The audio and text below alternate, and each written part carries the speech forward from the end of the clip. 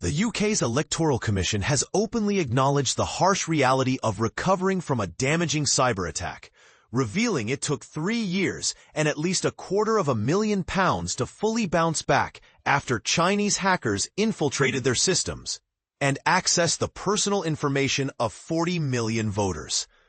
But here's where it gets controversial.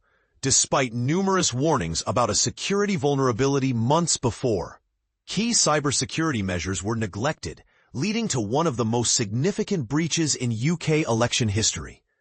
Last year, the Commission faced public criticism for a series of serious security blunders that allowed cyber espionage groups to monitor their databases and emails unnoticed.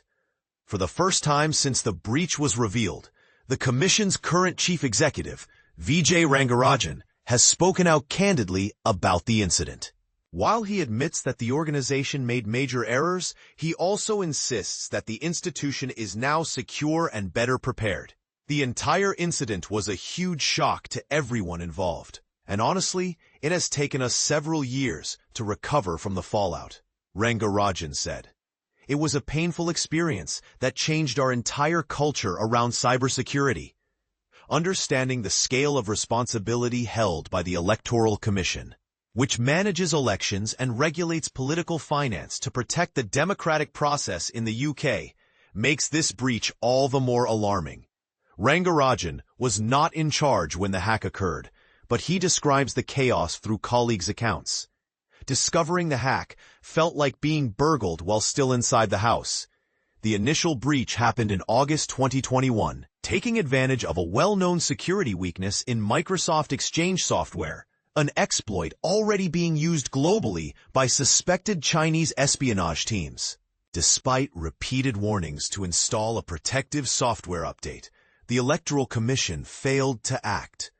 This failure gave hackers full access to the open electoral register, containing names and addresses of all 40 million UK voters, along with the ability to read all emails sent or received within the Commission. Surprisingly, the intrusion went undetected until October 2022. During an upgrade of the password system, the Commission's inability to maintain up-to-date software was only one of several basic errors. Poor password management, failing a government security audit, and disregarding advice from the National Cybersecurity Center, NCSC, all contributed to the breach. The Information Commissioner's Office formally reprimanded the Electoral Commission, but in the private sector, such negligence could easily have resulted in steep financial penalties. Rangarajan shared that this reprimand, combined with strong reactions from stakeholders, including members of Parliament, sparked tough questions like, "What exactly were you doing?" Yet no individuals within the Commission have been publicly held accountable for these security lapses. Intriguingly, during the period when hackers were in their systems, 6 by-elections took place. The Commission states there is no evidence any electoral processes were affected, but they still don't know exactly what the hackers did or what information they might have extracted. He concedes the potential risks were severe. If malicious software had been installed or key communications disrupted during an election, it could have caused widespread chaos. This was a very dangerous situation, Rangarajan emphasized. British and U.S. authorities have pointed fingers at Chinese intelligence agencies for orchestrating the attack, imposing sanctions as a result.